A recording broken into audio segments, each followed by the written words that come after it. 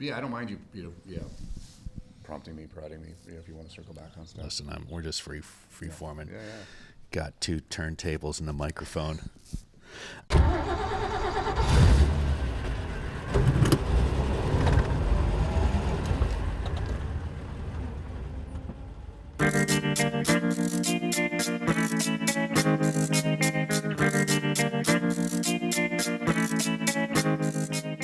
Hey, this is Michael Emery. Thanks for tuning into the Slow Baja. This podcast is powered by Tequila Fortaleza, handmade in small batches, and hands down, my favorite tequila.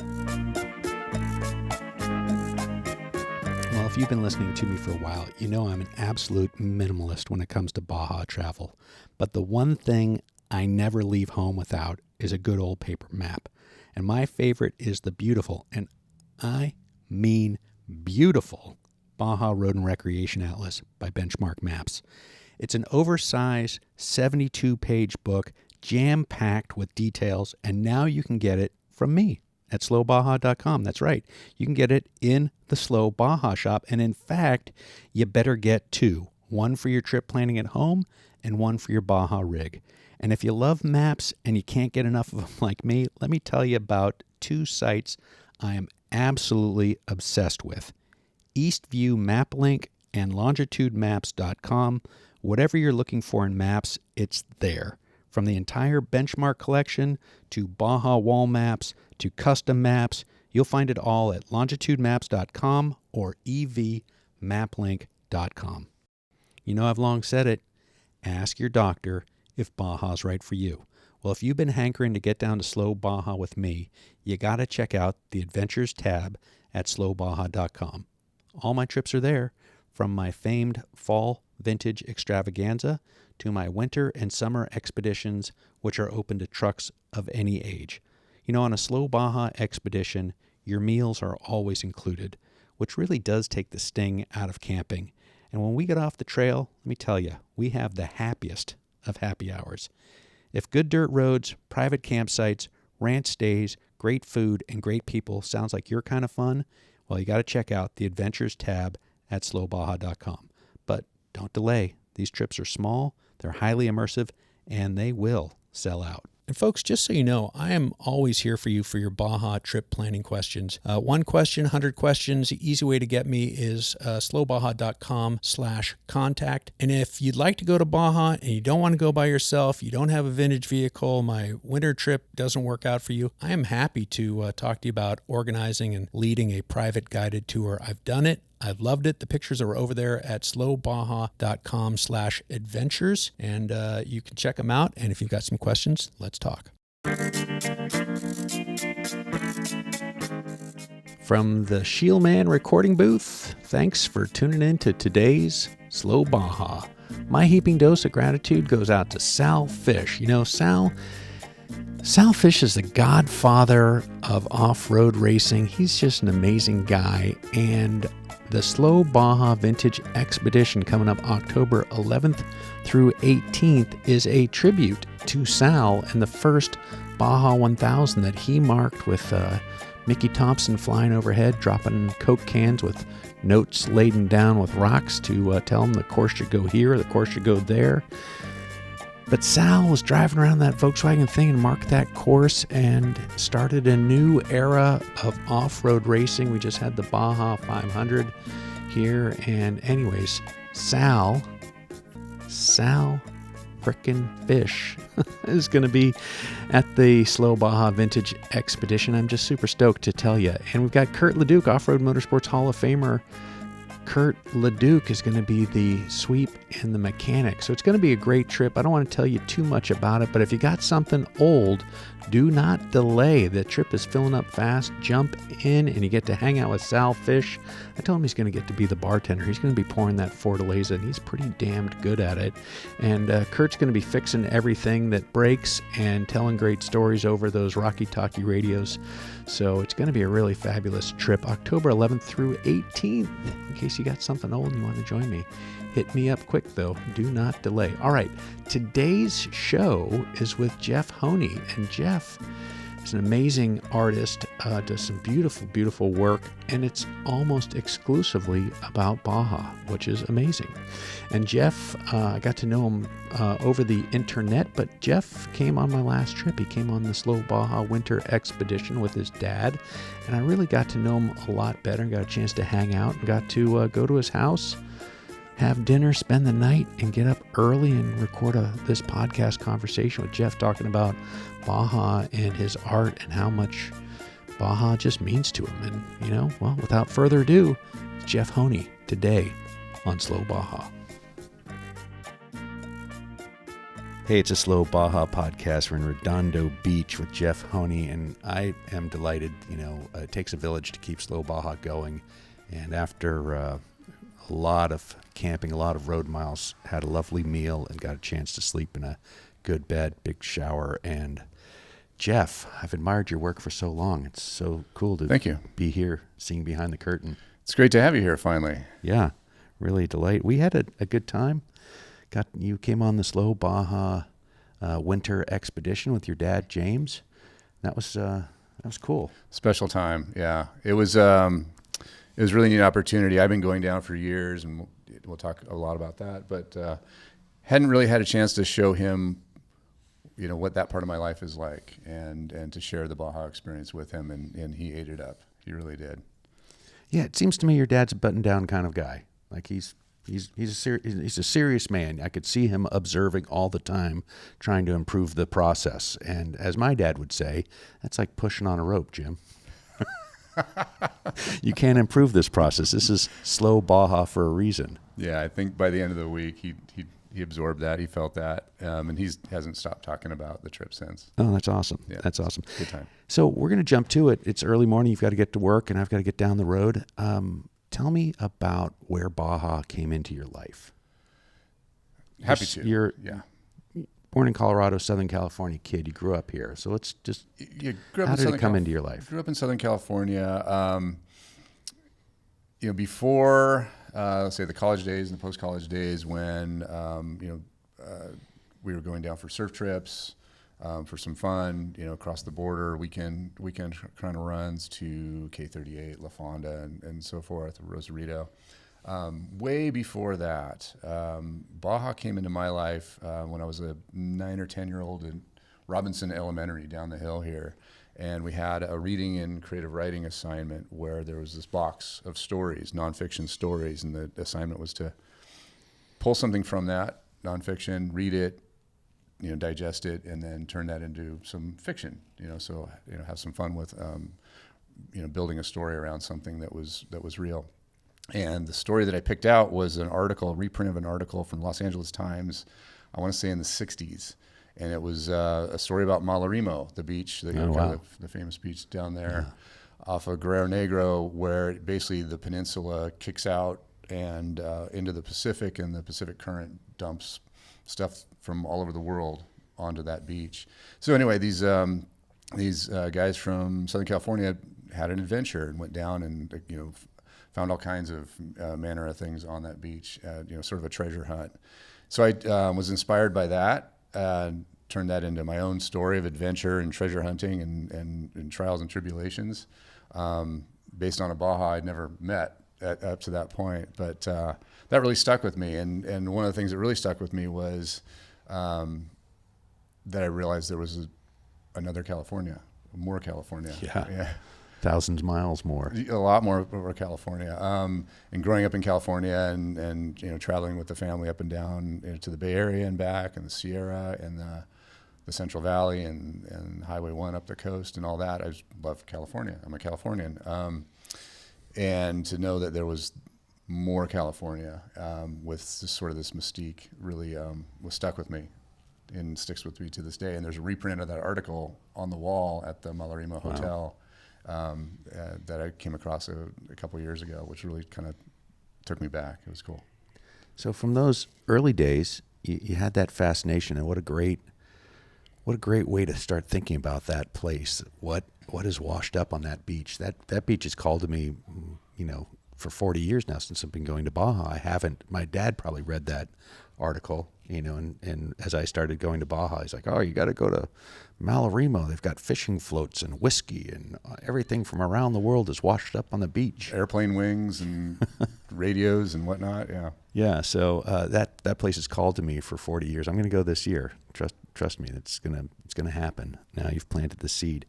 But you're a kid who also doodled and drew and made art. Yeah, I And- was. and Yeah. Where did that fit in your life? I was one of those kids that was always just drawing. I guess a way of expressing myself and a way of absorbing and digesting the world around me and the people around me.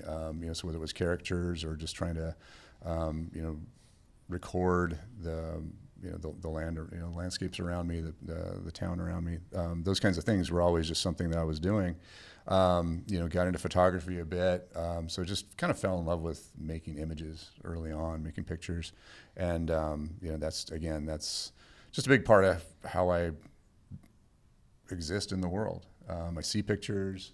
I'd like to make pictures, and it's always just feels good to have a paintbrush or a pencil or a camera in my hand. Yeah. So at what point do you think you picked up that paintbrush and started doing something in earnest? Yeah, and actually,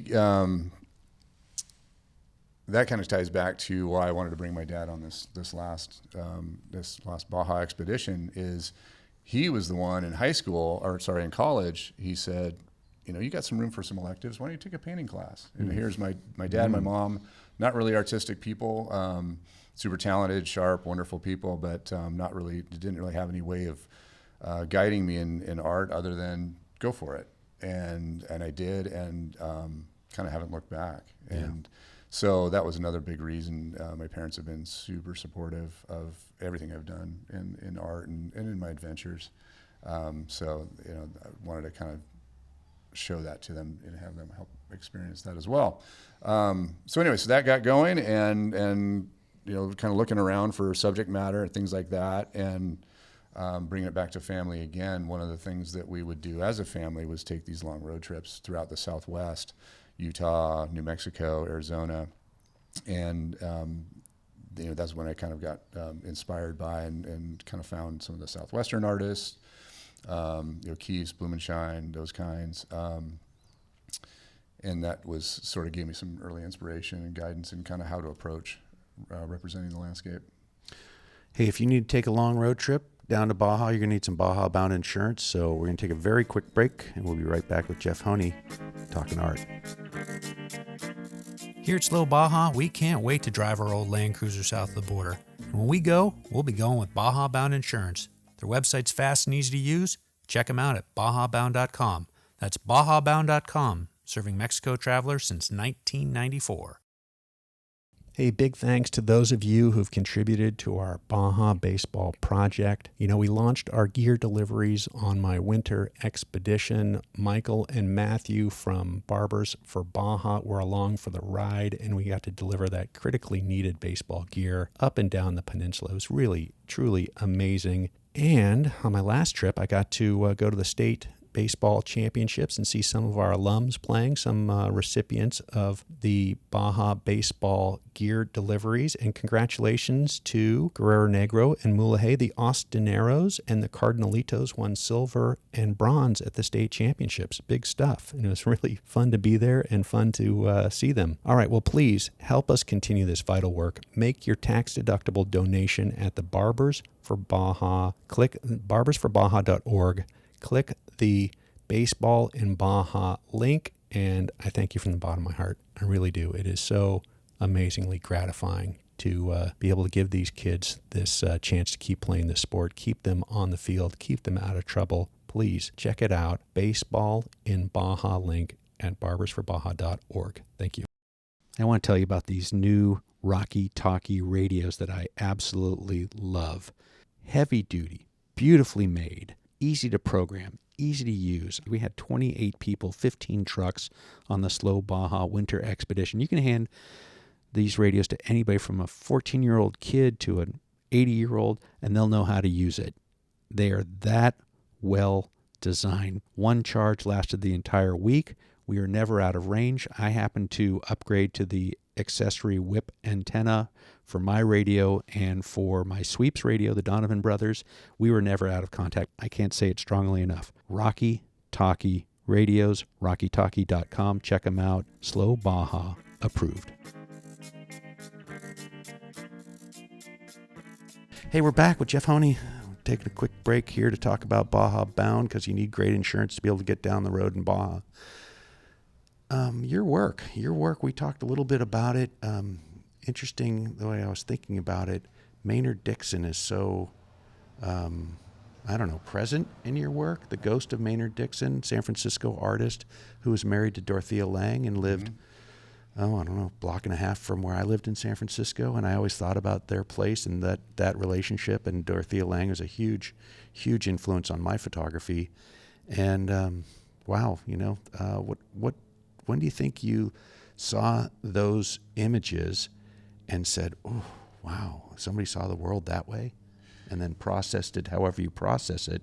That there are, I don't want to say similarities, but there's just every painter who comes after something else has something from painters before them, if you ask me. Yeah, absolutely. A couple of things. Sorry, that was You're booming there, wasn't I? Another artist that I didn't mention yet would be Ansel Adams. Sure. And how he portrayed the West and nature and landscapes and things like that. Very strong, powerful images. So definitely attracted to that and felt like there was something in that for how I want to make art. But it was after I had been. Maybe we can even kind of go back. So going to Baja and mainly, in the early days for surf trips and such like that. I had said over the years, my reason for going to Baja changed to where, now I go down to paint. I don't even bring a surfboard. And oftentimes I'm spending most of my time on the Gulf side, the Gulf of California, Sea of Cortez side of things, because what I found there more than anywhere else is that where you have the desert coming into that impossibly blue sea, and like I said, kind of bombs go off in my head when I see that every time. It's kind of like you come over a rise at in Baja Concepcion and enter into that bay there by Santispac. There there's that one spot where you come over the hill, and it just every time I kind of start giggling because it's just like I can't believe something like that is a place we can be and a place that I can have the opportunity to paint. So as I was going to Baja more and more and exploring other artists and kind of seeing how they're approaching things, I came across Maynard Dixon's work. And that's when I started to make the connection, because the way he handled form and line, and there's a certain amount of drama and mystery in his work that at least that I see, and that really resonated with me and how I see and try to approach what I'm doing with the paintings of Baja. So primarily I paint Baja. I live here in Southern California, and there's great scenery all around, and I see pictures everywhere I go, and I've had wonderful opportunities to go to different continents and different countries and things like that. But it's always been Baja.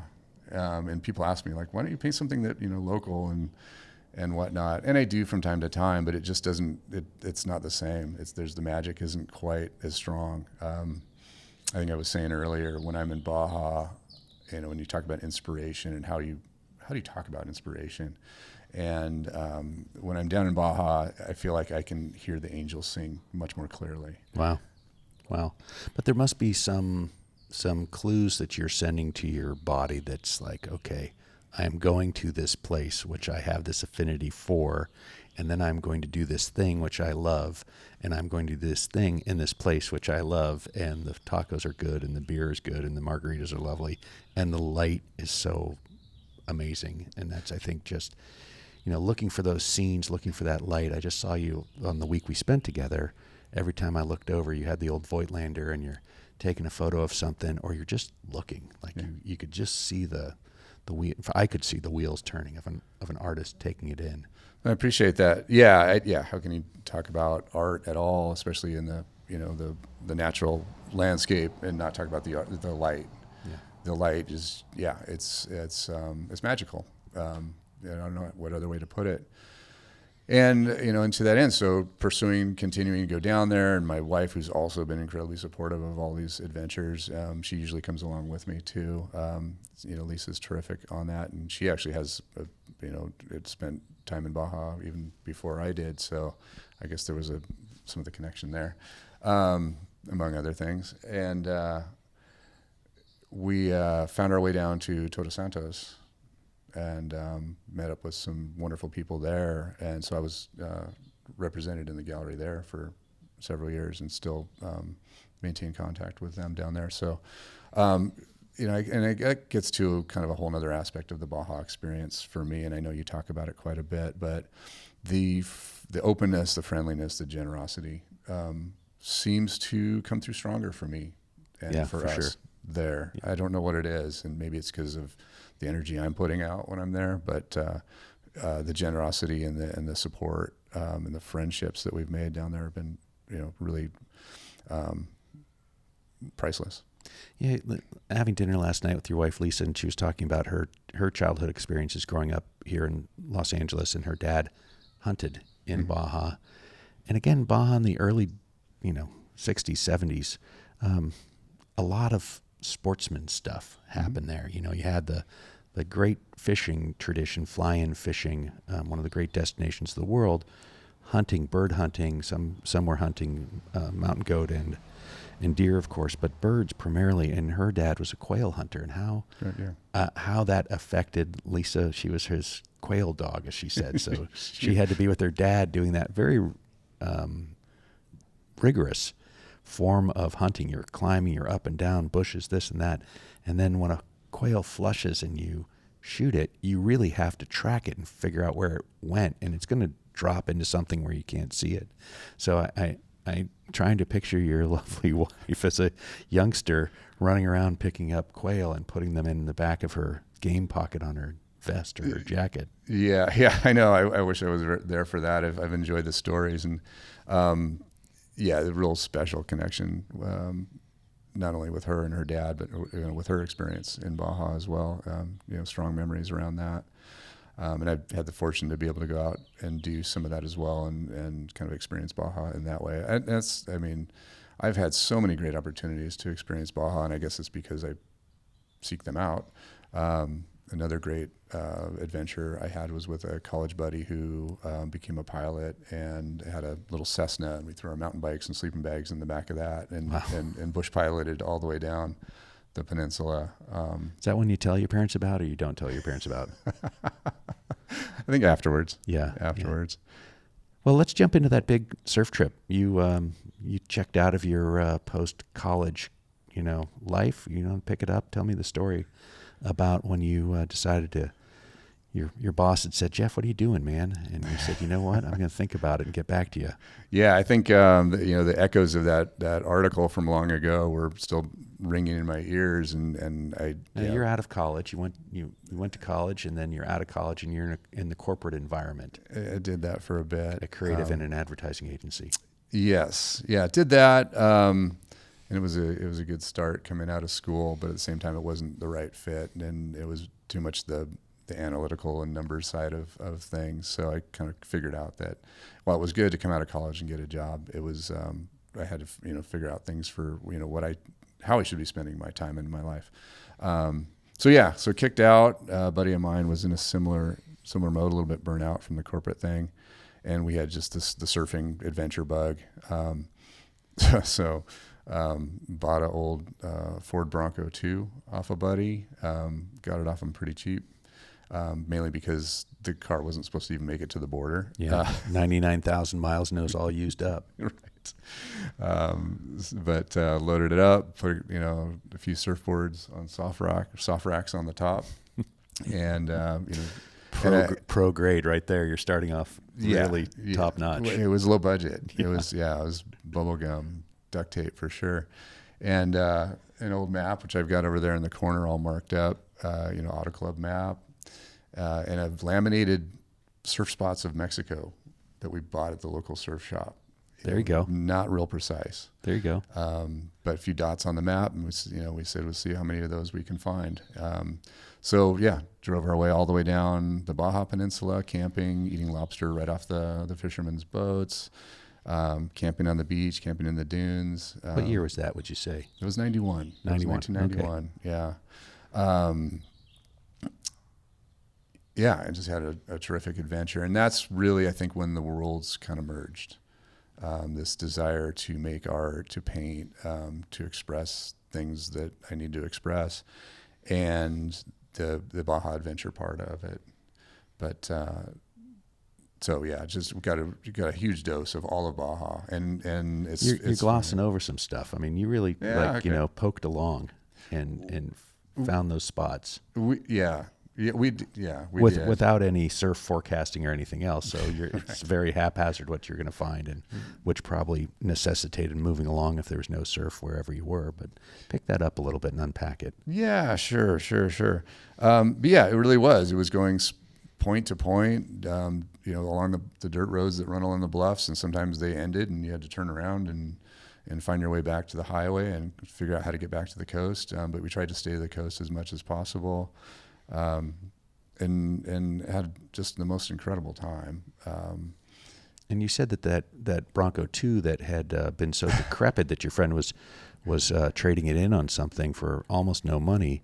Once you crossed the border with 4 boards on top, everything started working. As soon as it clicked 100,000 miles, everything started working. Yeah, and it sounds like that. It's good storytelling after the fact, but it really was a charmed adventure. Was it the 2-foot tall Virgin of Guadalupe decal that you put on the back window? What was it that made that thing work again? I think it was the porcelain or ceramic, monkey on a surfboard, porky pig, coin bank that we picked up at the border on a previous trip. No doubt.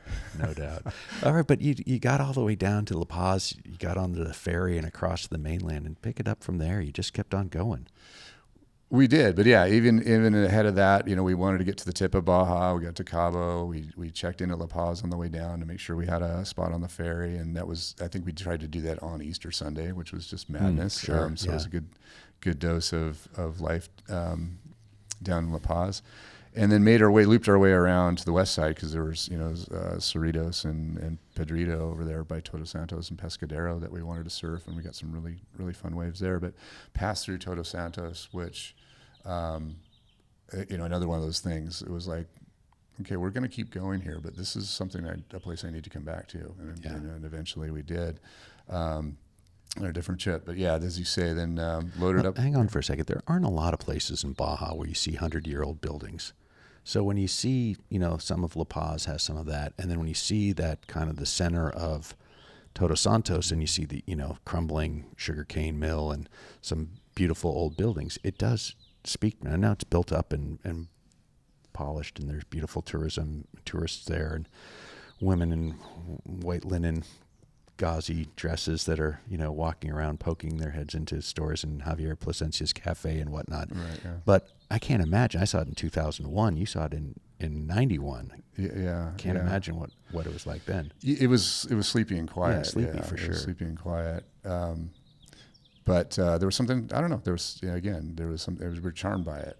It said, you got to. It was one of those places you must come back, and so glad that we eventually did.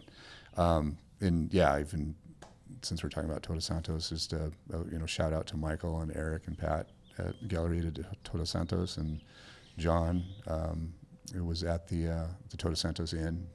He's since moved on from that, but those are some of the people that we still remain friends with, and who have been just super generous and supportive over the years. So underneath this epic Mexico trip of 1991 that ended for you, I think you turned around south of Puerto Vallarta somewhere?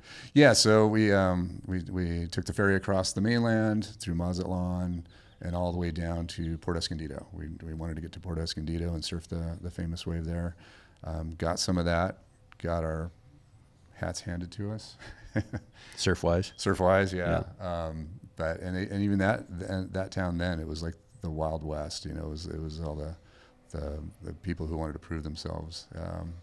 and you'd see guys with bandages on their heads and arms and slings and stuff like that. And of course, we didn't go anywhere near that kind of stuff. But yeah, it was a terrific adventure. And then made our way back up through Oaxaca, and got to see Monte Alban and some of the historic stuff there, and which is kind of mind blowing and really cool.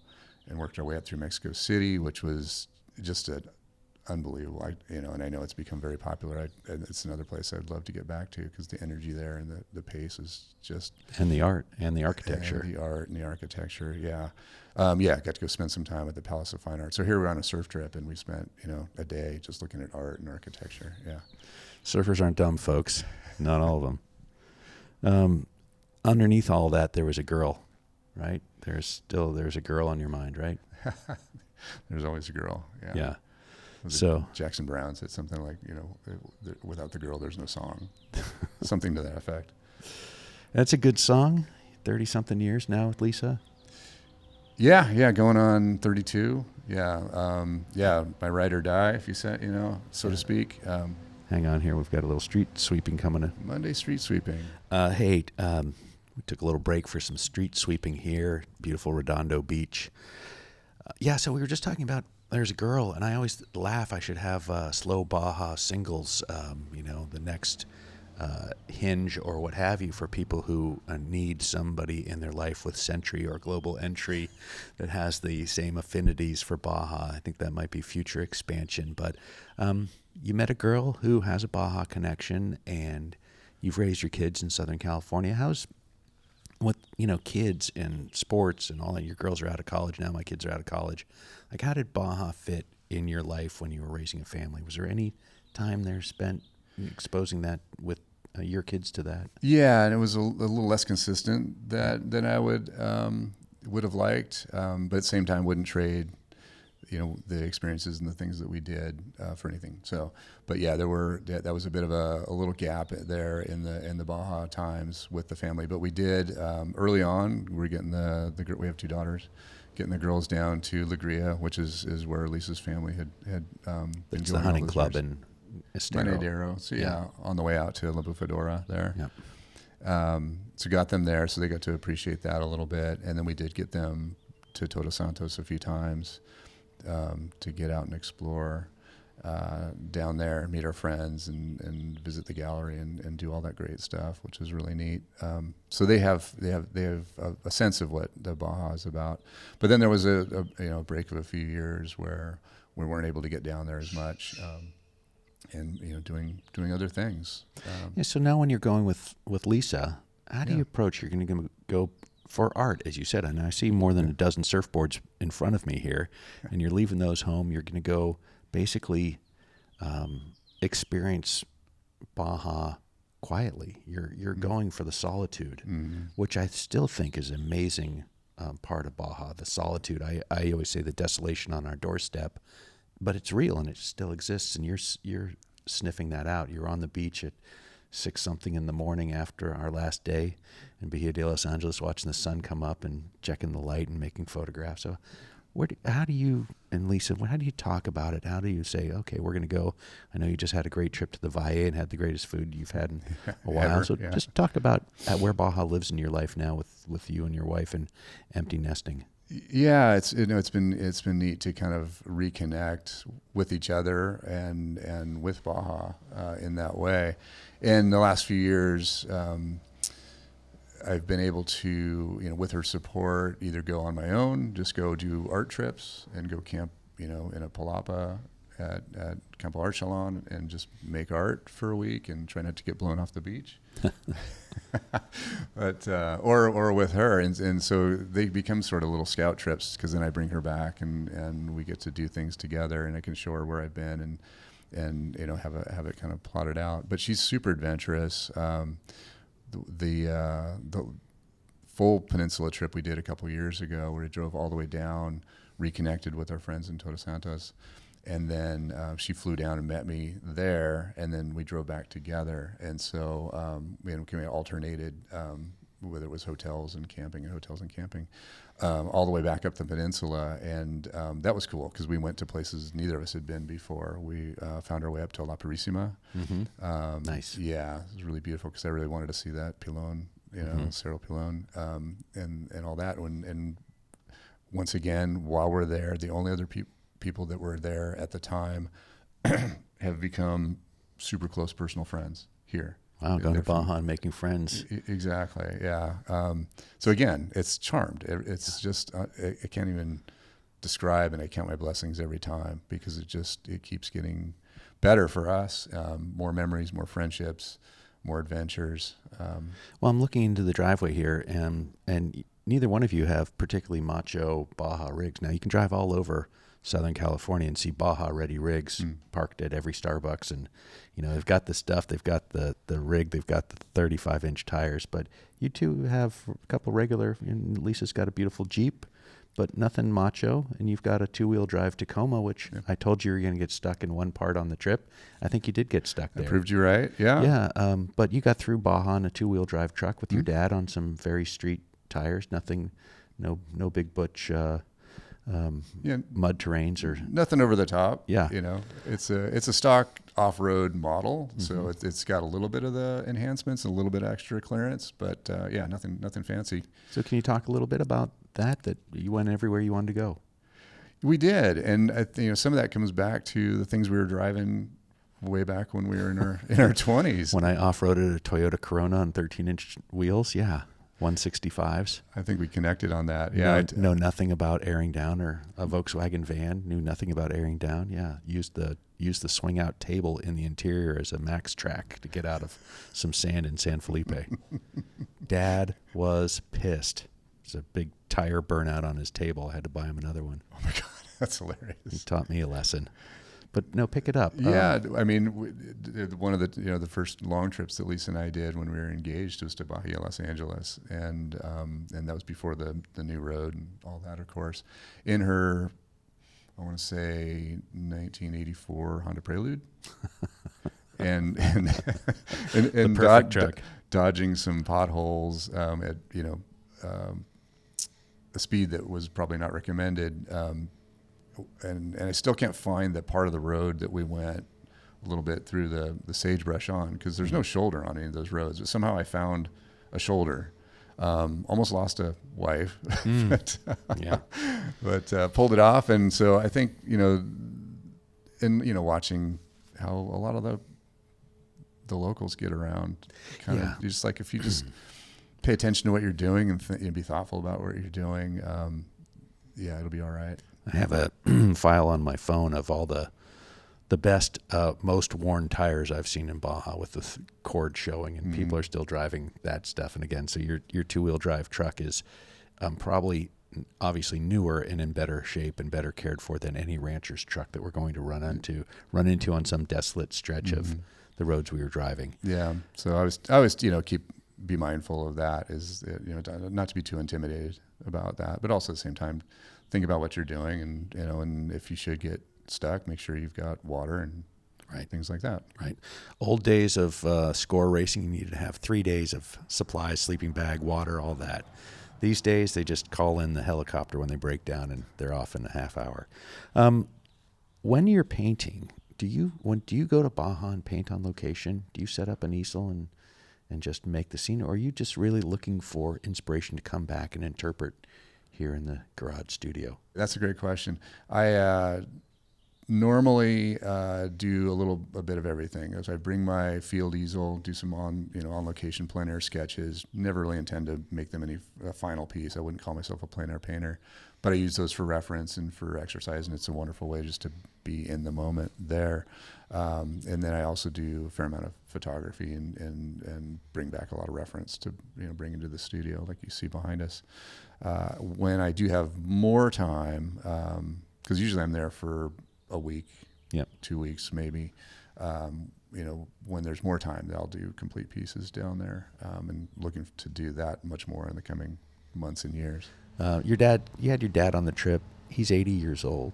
How did that work for you two, spending that time together in your truck, spending that time together? We don't do enough outdoor activity. We spend a lot of time driving and eating.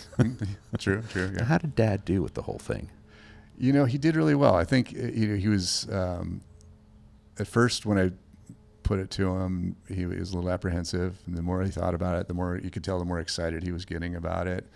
And then I think when we got right up into it, then he started getting a little bit nervous again. And I don't know if it's because of, whether he felt like he was up for it or if he felt like we knew what the hell we were doing, or maybe a combination of all three. All for sure. Right. But no, it was really neat to obviously to spend time with him, just him, together, showing him the places I've been, showing him places I hadn't been to yet, because that's one of the great things about the trip like that. It's it's going down the dirt roads I'd driven by and said, "What's down that dirt road?" And now I know. And getting out and driving on the beach and driving in the dunes and pushing ourselves a little bit on that. The one thing I do wish is that I kept trying to have him take the wheel on the dirt, and he was a little apprehensive. He didn't want to mess up my truck, and I kept telling him that's what it's for. But anyway, he. I think he gets it, and certainly in a way that you can't get just from me trying to tell stories and share paintings and pictures and things like that. And I think we got to know each other quite a lot as well. At this advanced age. 50 something with an 80-year-old dad. Right. Yeah. A deeper appreciation for him and all he's meant to us. My mom as well. She wasn't on this trip. I've done a road trip with her, a cross-country road trip with her years ago. Yeah. So it was kind of neat too, a little bit of symmetry there. We got to have that experience together. Did he have apprehensions of eating gas station burritos? He really didn't. Yeah. He's pretty adventurous in that regard. He was anxious about, and I guess it never came to pass, about having octopus. Okay. Pulpo. We didn't have that. I kept telling him it's really terrific. Going to have to fit that into the next trip. It's Make sure we have some octopus. It's really terrific. Yeah, I tend to shy away for like animal, human. After you've seen My Octopus Teacher. That and some other things, yeah. Okay. Yeah, it's hard to break away from. They're they're fascinating. They are. They're so we truly won't have any octopus on the trip. But let me tell you, when you have octopus and short rib tacos, oof, oh my gosh. I feel sorry for those octopus, but there you go. Yeah, no, I hear you. Speaking of tacos, those were the best tacos I've had in Baja. Every stand we drive by probably has very good tacos. Some of them are better. And as I've accumulated personal firsthand knowledge of different taco stands and what they do better, I'm obviously trying to expose my Slow Baja friends to that. But just the last day, was so educational for me. We're in the one Pemex in Bahia de Los Angeles that does have burritos. They didn't have enough for our group. The owner, after she sold the last burrito, said, "Hey, across the street, birria." And I'm like, I don't know if I have time for birria or want birria or whatever, but I want to cross the street, and ordered a couple quesabirria tacos, and it was amazing. And so we delayed the departure longer as people milled across the street, moseyed over and ordered more quesabirrias. I came back and shared the tacos and shared the knowledge, and it really was. That's a place I'll go to every trip now. If I'm coming into or going out of Bahia de Los Angeles, I'll stop right there at Tacos Lido, no sign, directly across from the Pemex on the inland bay side, closest to town. So again, the tacos are really amazing. And, as I say, they invented Mexican food in Mexico. That's a good point. Yeah. Yeah. And, I go all the way back to the very first fish taco I had at a little spot north of La Fonda. We went into town for supplies and gas, and it was like, "Oh, come on, let's get a fish taco." And, having never experienced anything like that, I was like, that sounds like the weirdest thing ever. Not being a big fish eater at the time. And of course I had one, and it changed my life. And I'll never forget it. I think we need to leave it right there, Jeff. Life-changing fish tacos. What's the best way for folks to see it, a little bit of what you do in your art and all that? Yeah, sure. Instagram is the best, most current, and it's Jeff E. Honea, JEFFEHONEA is the handle. That's how I found you. The algorithm knows. Yeah, it does. Yeah. And then there's the website's basically the same, jeffehonea.com. They'll be in the show notes, folks. Jeff, it's been a real delight getting to know you well after following your work and loving your work online, getting to actually know people in person is really terrific. I'm just so touched and delighted you brought your dad. I can't say that sincerely enough, given what's gone on with my dad and all that recently. So it really warmed my heart. I hate to say, like, there's the old African proverb, you want to go fast, go alone. If you want to go further, go with a group. What did that feel like traveling with a group for you? Was it a net positive, or was it I wish we could move a little quicker, or how would you describe that? I'm sorry to put you on the spot about more. Oh, not at all. Blatant self-promotion. I'm so glad. Actually, I'm really glad you asked about that, because when I started hearing about these trips that you were putting together, and even just connecting to this whole Slow Baja thing, the ethos, the spirit of it, what have you, just completely.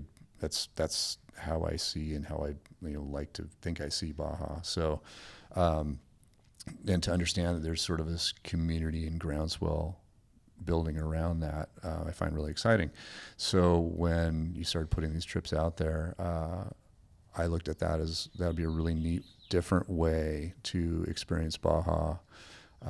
Not only with, like I said, getting a little deeper than I've been over the years, and learn some of the ins and outs, that you're always trying to get from people. You're always asking for what's the recommendation for this or that, and so having that sort of part of the program. But one of the main reasons, and I've said this to a few of the people that were on the trip, is one of the main reasons I wanted to do it was to be around people like us.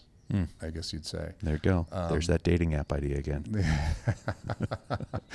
But the people that, and again, like us, is in that, the sense of curiosity, the openness to amazement, and I guess, whether it's a deep, many year formed relationship with Baja, like some of the people who've done the racing and things like that, to others who maybe they've never been, just have heard of it and thought it sounds like a cool place to go.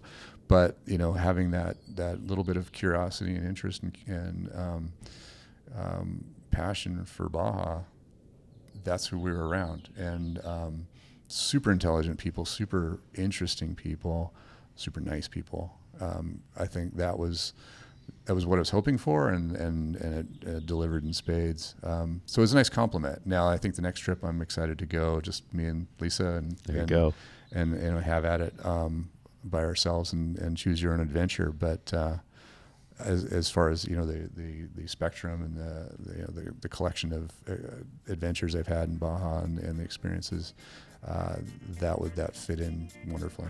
Well, now you have alumni privileges at Rancho La Bayota. If you want to go back there, you just need to ping Raul on Facebook or WhatsApp, and you get to come back as a Slow Baja alum. So, hey, we're really going to wrap it up. Thanks again. Been terrific. Appreciate your hospitality, and I'll see you down the road. Thank you so much. All right, we see you did it. soon. Cheers. Well, I hope you like that show. Jeff Honea, he's really does some beautiful art. It was so great to get to know him better and get to know his dad, James, on the Slow Baja Winter Expedition. You get to know people a little bit on the internet. You get to message back and forth. But getting out and hanging out and staring into a campfire with somebody and having a sip of Fortaleza, well, that's just a next level experience. So, again, if you're hankering for that experience, get something old and join me on this Slow Baja Vintage.